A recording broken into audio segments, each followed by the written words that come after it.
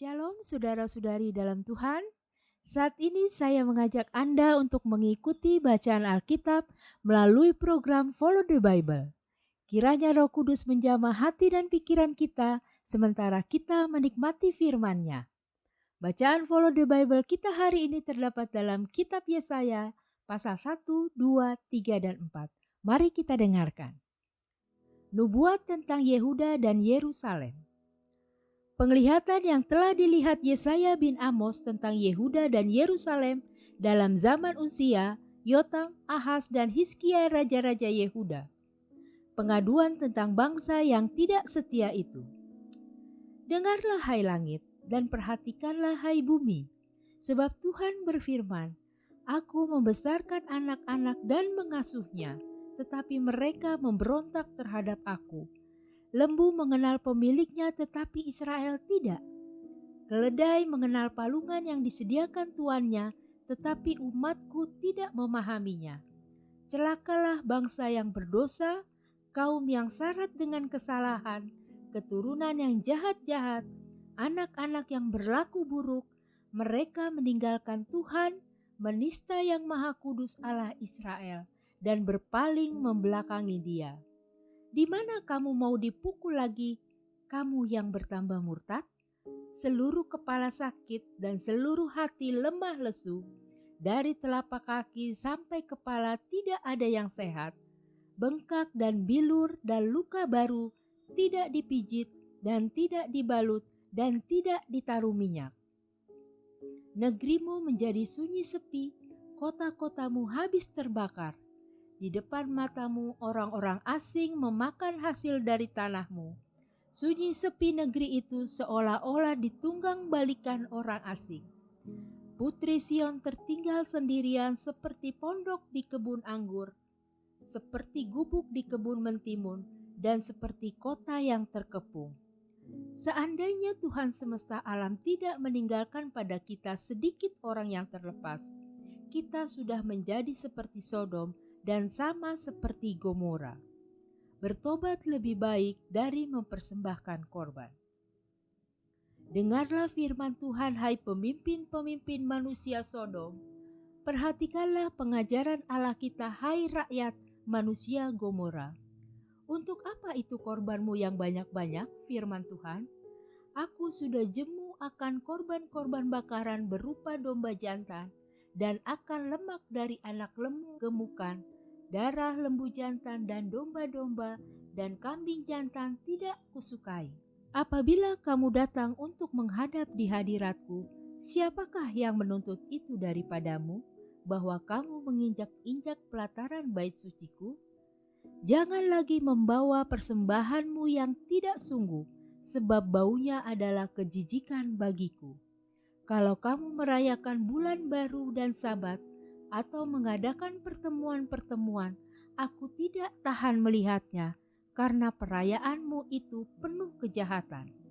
Perayaan-perayaan bulan barumu dan pertemuan-pertemuanmu yang tetap, aku benci melihatnya. Semuanya itu menjadi beban bagiku, aku telah payah menanggungnya. Apabila kamu menadahkan tanganmu untuk berdoa, aku akan memalingkan mukaku, bahkan sekalipun kamu berkali-kali berdoa, aku tidak akan mendengarkannya, sebab tanganmu penuh dengan darah. Basuhlah, bersihkanlah dirimu, jauhkanlah perbuatan-perbuatanmu yang jahat dari depan mataku. Berhentilah berbuat jahat, belajarlah berbuat baik, usahakanlah keadilan, kendalikanlah orang kejam, belalah hak anak-anak yatim, perjuangkanlah perkara janda-janda. Marilah, baiklah kita berperkara firman Tuhan. Sekalipun dosamu merah seperti kermisi, akan menjadi putih seperti salju. Sekalipun berwarna merah seperti kain kesumba, akan menjadi putih seperti bulu domba.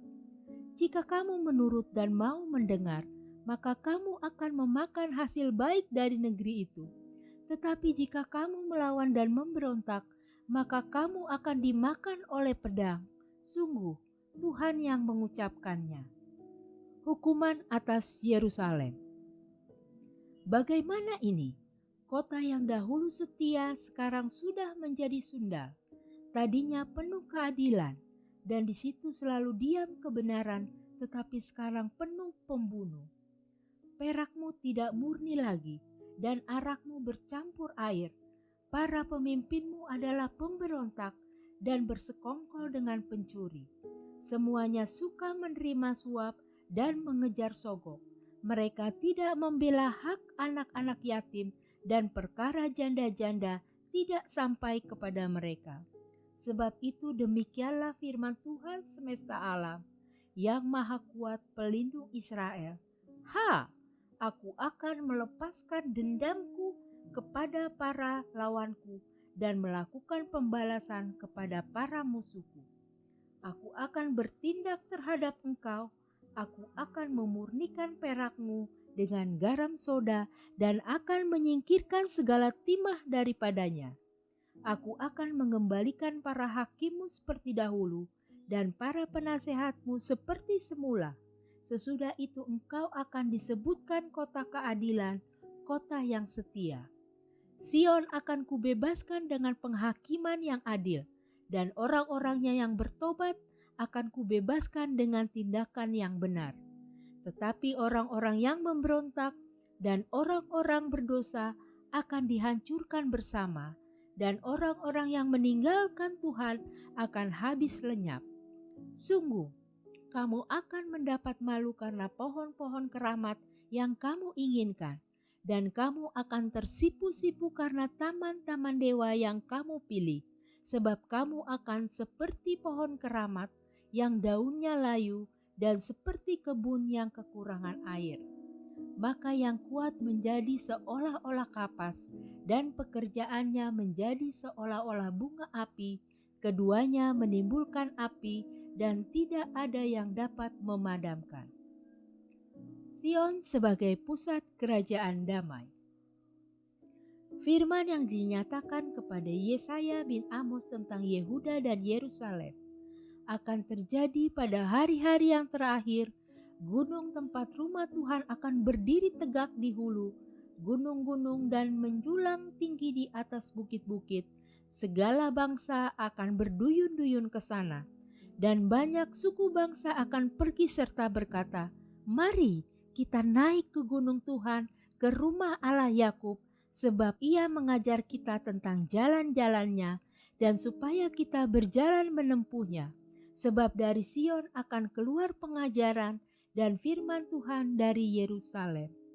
Ia akan menjadi hakim antara bangsa-bangsa dan akan menjadi wasit bagi banyak suku bangsa. Maka mereka akan menempa pedang-pedangnya menjadi mata bajak dan tombak-tombaknya menjadi pisau pemangkas. Bangsa tidak akan lagi mengangkat pedang terhadap bangsa, dan mereka tidak akan lagi belajar perang. Hai kaum keturunan Yakub, mari kita berjalan di dalam terang Tuhan." Hukuman Tuhan terhadap semua orang yang meninggikan diri. Sungguh, telah kau buang umatmu, yakni kaum keturunan Yakub, sebab di mana-mana mereka melakukan tenung seperti yang di timur, dan sihir seperti orang Filistin, dan orang-orang asing di antara mereka terlalu banyak. Negerinya penuh emas dan perak, dan tak terbatas harta bendanya. Negerinya penuh kuda dan tak terbatas jumlah keretanya. Negerinya penuh berhala-berhala, mereka sujud menyembah kepada buatan tangannya sendiri dan kepada yang dikerjakan oleh tangannya. Maka manusia ditundukkan dan orang direndahkan, janganlah ampuni mereka. Masuklah di sela gunung batu dan bersembunyilah di dalam liang tanah terhadap kedahsyatan Tuhan dan terhadap semarak kemegahannya. Manusia yang sombong akan direndahkan dan orang yang angkuh akan ditundukkan, dan hanya Tuhan sajalah yang maha tinggi pada hari itu. Sebab Tuhan semesta alam menetapkan satu hari untuk menghukum semua yang congkak dan angkuh, serta menghukum semua yang meninggikan diri supaya direndahkan, untuk menghukum semua pohon aras di Libanon yang tumbuh meninggi dan tetap menjulang, dan menghukum semua pohon tarbantin di Basan, untuk menghukum semua gunung yang tinggi-tinggi dan semua bukit yang menjulang ke atas, untuk menghukum semua menara yang tinggi-tinggi dan semua tembok yang berkubu, untuk menghukum semua kapal Tarsis dan semua kapal yang paling indah. Manusia yang sombong akan ditundukkan dan orang yang angkuh akan direndahkan. Hanya Tuhan sajalah yang maha tinggi pada hari itu. Sedang berhala-berhala akan hilang sama sekali. Maka orang akan masuk ke dalam gua-gua di gunung batu dan ke dalam liang-liang di tanah terhadap kedahsyatan Tuhan dan terhadap semarak kemegahannya pada waktu ia bangkit menakut-nakuti bumi. Pada hari itu berhala-berhala perak dan berhala-berhala emas yang dibuat manusia untuk sujud menyembah kepadanya akan dilemparkannya kepada tikus dan kelelawar. Dan ia akan masuk ke dalam lekuk-lekuk di gunung batu dan ke dalam celah-celah di bukit batu terhadap kedahsyatan Tuhan dan terhadap semarak kemegahannya pada waktu ia bangkit menakut-nakuti bumi. Jangan berharap pada manusia, sebab ia tidak lebih daripada embusan nafas, dan sebagai apakah ia dapat dianggap? Hukuman Tuhan terhadap orang-orang yang menyesatkan bangsa itu. Maka sesungguhnya Tuhan semesta alam, akan menjauhkan dari Yerusalem dan dari Yehuda setiap orang yang mereka andalkan segala persediaan makanan dan minuman, pahlawan dan orang perang, hakim dan nabi, petenung dan tua-tua, perwira dan orang yang terpandang, penasehat dan ahli sihir, dan orang yang paham mantra. Aku akan mengangkat pemuda-pemuda menjadi pemimpin mereka, dan anak-anak akan memerintah atas mereka. Maka bangsa itu akan mendesak seorang kepada seorang, yang satu kepada yang lain. Orang muda akan membentak-bentak terhadap orang tua, orang hina terhadap orang mulia. Sehingga apabila seorang memegang saudaranya di rumah ayahnya dan berkata, "Engkau masih mempunyai jubah, jadilah pemimpin kami, dan reruntuhan ini di bawah kuasamu."